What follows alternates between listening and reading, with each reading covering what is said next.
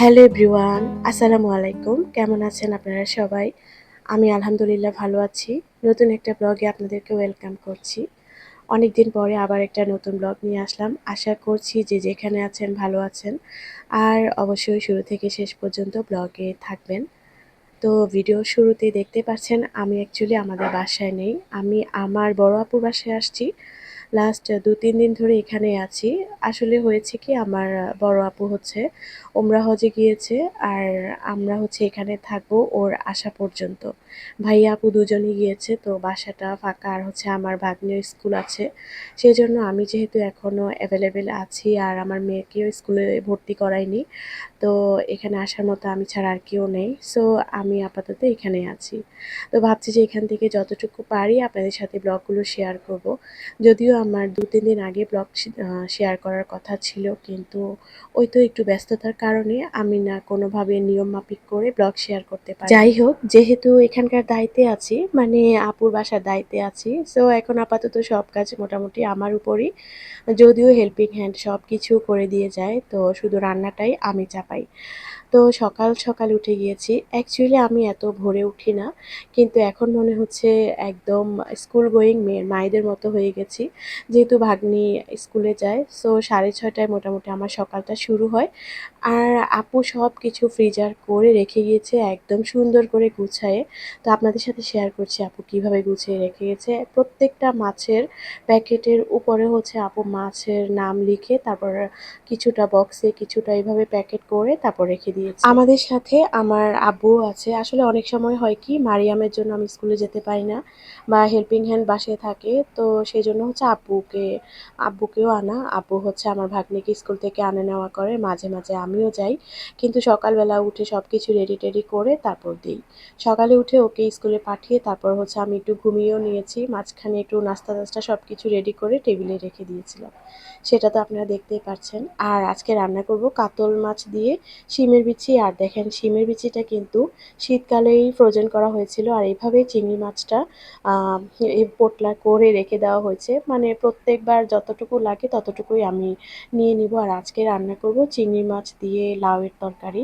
তো সেজন্য আমি সবকিছু নামিয়ে নিয়েছি। এগুলো সবকিছুই ফ্রিজে একদম ধুয়ে-টুয়ে কেটে সুন্দর করে রাখা হয়েছিল। এখন হচ্ছে আমি জাস্ট নামিয়ে তারপর হচ্ছে রান্না করে নিব। আমি কাতল মাছটা রান্না করে নিচ্ছিলাম। কাতল মাছ দিয়ে শিমের বিচি দিয়ে রান্না করব যেটা আমাদের খুবই প্রিয় একটা খাবার।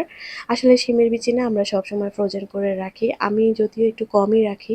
তবে আপুরা একটু বেশিই রাখে। তো এর মধ্যে আমার মশলাপাতি সবকিছু শেষ হয়ে গিয়েছিল সেটাও আমি নামিয়ে নিচ্ছিলাম।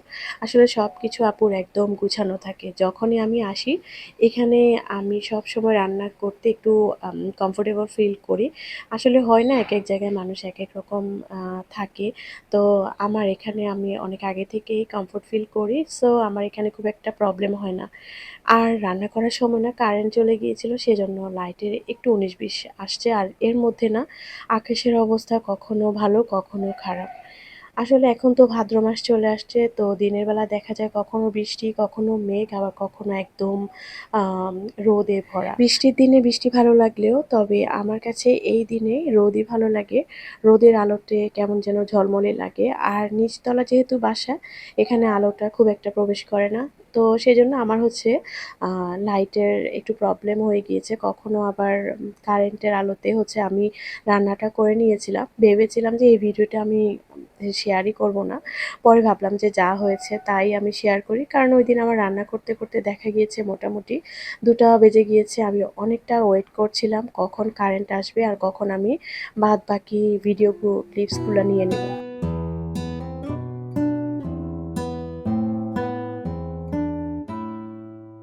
কারেন্ট যেহেতু নাই তাই রান্নাবান্না সবকিছু স্টপ করে বাহিরে এসে একটু দেখছিলাম। এর মধ্যে দেখি যে পুরো আকাশ অন্ধকার হয়ে গেছে আর মনে হচ্ছে যে একটু পরে বৃষ্টি আসবে। অথচ সকাল, সকাল যে একটা আবহাওয়া দেখেছিলাম এত সুন্দর রোদ ছিল।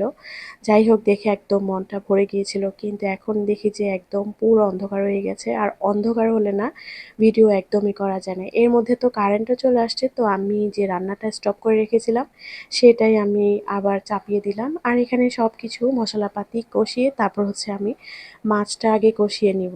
আসলে এই ধরনের রান্নায় না মাছটা আগে কষিয়ে কষিয়ে তারপর উঠিয়ে রাখলে মাছ ভাঙার কোনো প্রবণতা থাকে না। অনেক সময় একসাথে বসালেও হয়, তবে যেহেতু আমি একটু বেশি করে রান্না করছি, এটা আগে কষিয়ে তারপর হচ্ছে আমি মাছটা উঠিয়ে যে শিমের বিচি আছে সেটা দিয়ে দিব।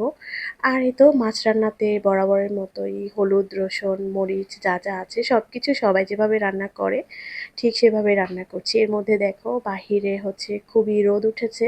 ওই তো বলছিলাম না আজকে রোদ আর হচ্ছে বৃষ্টির একটা খেলা চলছিল, যদিও বৃষ্টি হচ্ছিল না কিন্তু মেঘ করছিল খুব। আর আজকে রান্না করব হচ্ছে লাউ চিংড়ি। এই গরমের মধ্যে লাউ চিংড়ি বা হালকা পাতলা তরকারিগুলো না শরীরের জন্য খুবই ভালো, যদিও আমার লাউ জিনিসটা খুব একটা ভালো লাগে না। শুধুমাত্র আমার শীতকালে লাউটা খুবই ভালো লাগে, তবে গরমকালে লাউটা কেমন যেন আমার কাছে খেতে একদমই ভালো লাগে না। আর আমি লাউয়ের মধ্যে দিয়েছিলাম হচ্ছে রসুন, হলুদ আর সামান্য জিরা ধনিয়া গুঁড়া, পেঁয়াজ তো আছেই।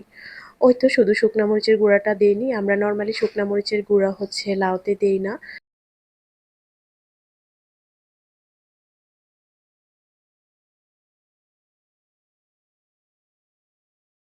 আপু হচ্ছে ছোট ছোট পোটলা করে এভাবে চিংড়ি মাছ কেটে ধুয়ে তারপর রেখে গিয়েছে। তো আমাদের যতটুকু যখন প্রয়োজন হয় ঠিক ততটুকুই ইউজ করি। তো আজকে আমার ২ পোটলা লাগছিল, সেজন্য আমি ২টি পোটলা হচ্ছে নামিয়েছিলাম।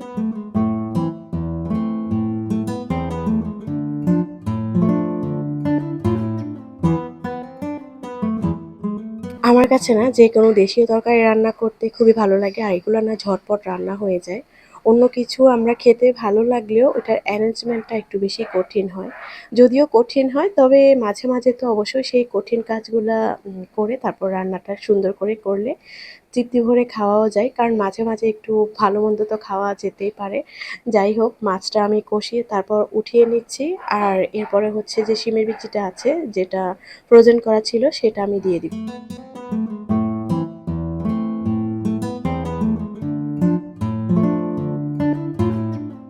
আসলে যেই সিজনের তরকারি ওই সিজনেই বেশি ভালো লাগে। শিমের বিচিটা শীতকালে খেতেই বেশি ভালো লাগে।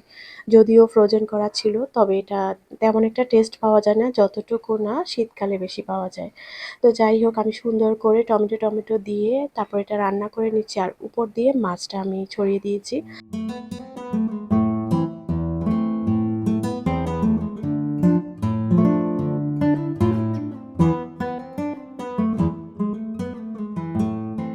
ওই তো রান্নাবান্না মোটামুটি কমপ্লিট। আমি এখন সবকিছু গুছিয়ে রাখবো। আর এই জিনিসটা না সবচেয়ে বেশি ভালো লাগে। যখন মনে হয় যে রান্নাবান্না সবকিছু শেষ, এখন আর কোনো কাজ নেই। যদিও আমাদের কাজ শেষ বলতে কোনো ওয়ার্ড নেই। আমাদের একটার পরে একটা তো চলতেই থাকে।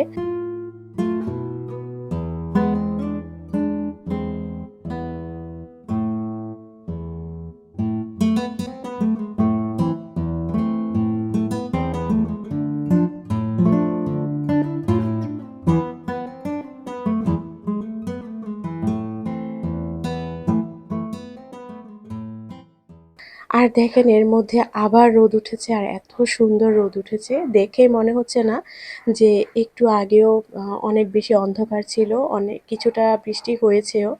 যাই হোক, ওই তো বললাম না আজকে মোটামুটি একটা খেলা চলছে আর কি। আর আমি একটু বিলেতি ধনিয়া পাতার জন্য আসছিলাম। আসলে আপুদের এখানে সামনে মোটামুটি সব কিছুই টুকটাক করা হয়েছে, মানে হাতের কাছে যেগুলো লাগে, যেমন বলি বিলেতি ধনিয়া পাতা, টুকটাক শাক পাতা, এগুলো আছে করা হয়েছে। তো সেখান থেকে আমি কিছুটা বিলেতি ধনিয়া পাতা উঠাচ্ছিলাম। তো গিয়ে দেখি যে খুব একটা নেই। আমি মাত্র ২ টো পেয়েছিলাম, সেটাই নিয়েছি। তো ভাবলাম যে এই ২ টো আমি কোন তরকারিতে দিব? একটু কনফিউজড হয়ে গিয়েছিলাম। কারণ লাউতেও ধনিয়া পাতা লাগে, আবার হচ্ছে মাছেও লাগে। তো আমি ২ টাকেই ভাগ করে ২ জায়গায় দিয়েছি। আর লাউতে আমি একদম শেষে দিয়েছিলাম কয়টা কাঁচা মরিচ। এটা একদম মরিচ ছাড়া, শুধু কয়টা কাঁচা মরিচ জাস্ট একটু ফ্লেভার ছড়াবে এতটুকুই। আর শেষে দিয়েছিলাম একটুখানি বিলেতি ধনিয়া পাতা। আর মাছে তো ধনিয়া পাতা ছাড়া একদমই অচল। সো এটা তো দিতেই হবে। আর এটা একটু ঝাল ঝাল করে তারপর রান্না করেছি। তো আমার অনেক কাজ শেষ করে এখন হচ্ছে আমি একটু সার্ভ করে তারপর হচ্ছে আমার ভাগ্নিকে আনতে যাব। কারণ বাসায় কিন্তু আরও মেম্বার আছে, মানে আমার আম্মাও আছে। তো আসলে একজনকে পাহারা দেওয়ার জন্য আমরা সবাই মোটামুটি হাজির হয়ে গেছি। আমি পার্মানেন্ট থাকবো, আম্মারা হয়তোবা ২-১ দিন পরে চলে যাবে। আম্মারা আসছিল আপুকে একটু বিদায় দেওয়ার জন্য, তো সেখান থেকে রয়েই গেছে। এখন হচ্ছে আমি আর থাকবো, বাকিরা হয়তোবা চলে যাবে। তো আমি তাদের সবাইকে এখন খাবার-দাবার সার্ভ করে এখন স্কুলে চলে যাব। যাই হোক, আপনাদের সাথে একদম সিম্পল একটা ব্লগ শেয়ার করলাম। কেমন হয়েছে অবশ্যই জানাবেন। আজকে তাহলে এখানেই বিদায় নিচ্ছি। ভালো থাকবেন। আল্লাহ হাফেজ।